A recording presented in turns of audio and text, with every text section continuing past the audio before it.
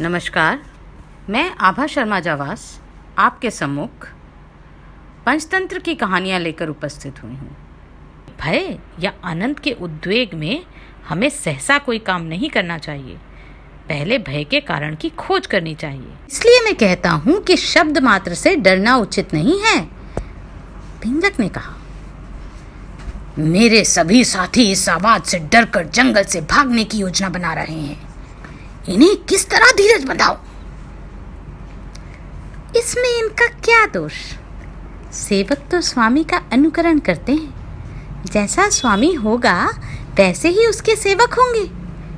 यह संसार की रीति है। आप कुछ काल धीरज रखें, साहस से काम लें। मैं शीघ्र ही इस शब्द का स्वरूप लेकर आऊंगा। तू वहां जाने का साहस कैसे करेगा? स्वामी के आदेश का पालन करना ही सेवक का काम है। स्वामी की आज्ञा हो तो मैं आग में भी कूद पड़ूं, समुद्र को छलांग मारकर पार कर दूं। दमनक, जाओ, इस शब्द का पता लगाओ। तुम्हारा मार्ग कल्याणकारी हो, यही मेरा आशीर्वाद है। तब दमनक पिंगलक को प्रणाम करके संजीवक की इस शब्द की ध्वनि का लक्ष्य बांधकर उसी दिशा में चल पड़ा। दमनक के जाने के बाद पिंगलक ने सोचा, यह बात अच्छी नहीं हुई। मैंने दमनक का विश्वास करके उसके सामने अपने मन का भेद खोल दिया। कहीं वह उसका लाभ उठाकर दूसरे पक्ष से मिल ना जाए और उसे मुझ पर आक्रमण करने के लिए उकसा ना दे। मुझे दमनक का भरोसा नहीं करना चाहिए था। वह पदच्युत है। उसका पिता मेरा प्रधानमंत्री था। एक बार सम्मानित होकर अपमानित हुए सेवक का विश्वास पात्र होना संभव नहीं है। वे इस अपमान का बदला लेने का अवसर खोजते रहते हैं, इसलिए किसी दूसरे स्थान पर जाकर ही दमनक की प्रतीक्षा करता हूँ। यह सोचकर वह दमनक की राह देखता हुआ दूसरे स्थान पर अकेला ही चल पड़ा। दमनक जब संजीवक के पास पहुंचा तो उसे देखकर बहुत प्रसन्नता हुई कि वह कोई भयंकर जानवर नहीं है, बल्कि सीधा साधा बैल है। उसने सोचा, अब मैं संधि विग्रह की कूटनीति से पिंगलक को अवश्य ही अपने वश में कर लूंगा। आपत्तिग्रस्त राजा ही मंत्रियों के वश में होते हैं। यह सोचकर वह पिंगलक से मिलने के लिए वापस चला गया। पिंगलक ने उसे अकेले आता देखा तो उसके दिल में धीरज बंधा।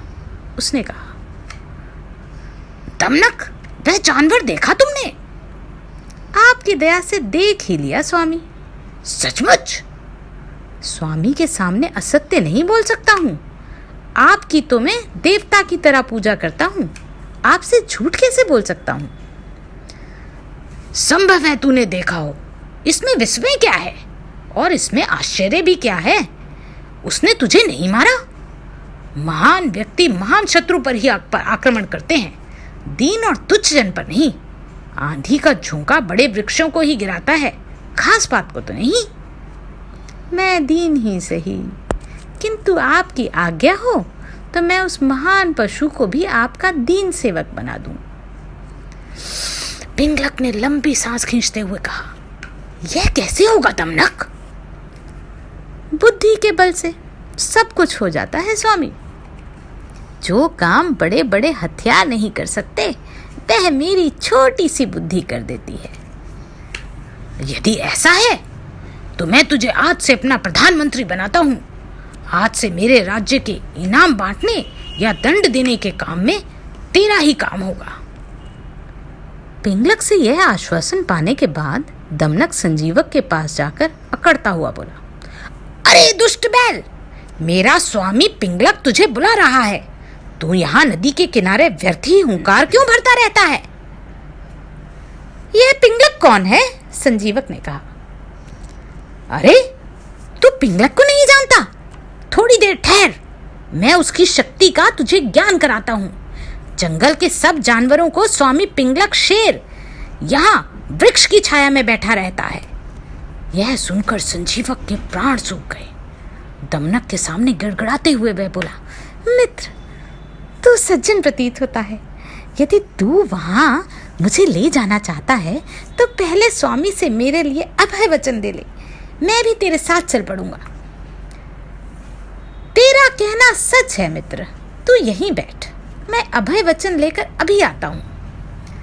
तब दमनक पिंगलक के पास जाकर बोला, स्वामी, वह कोई साधारण जीव नहीं है, वह तो भगवान का वाहन बैल है। मेरे पूछने पर उसने मुझे बतलाया कि उसे भगवान ने प्रसन्न होकर यमुना तट की हरी हरी घास खाने को यहाँ भेजा है।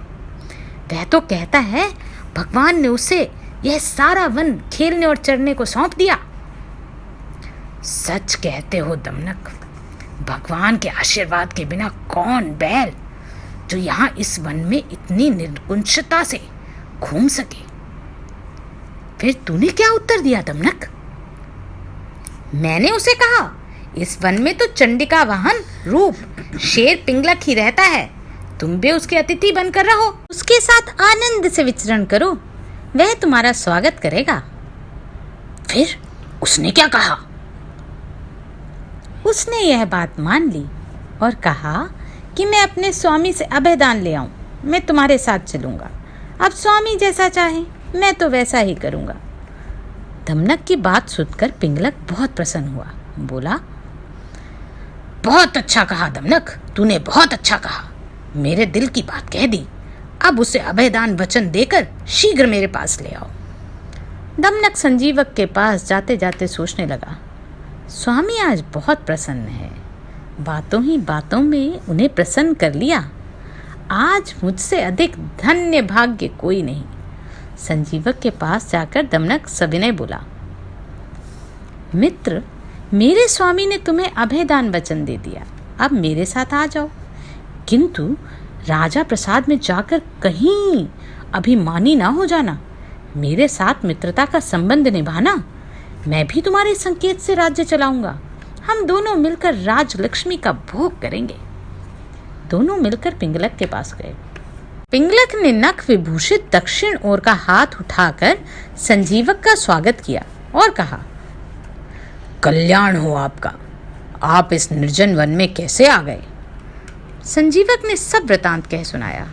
पिंगलक ने सब सुनकर कहा, मित्र, डरो मत, इस वन में मेरा ही राज्य है, मेरी भुजाओं से रक्षित वन में तुम्हारा कोई बाल भी बांका नहीं कर सकता।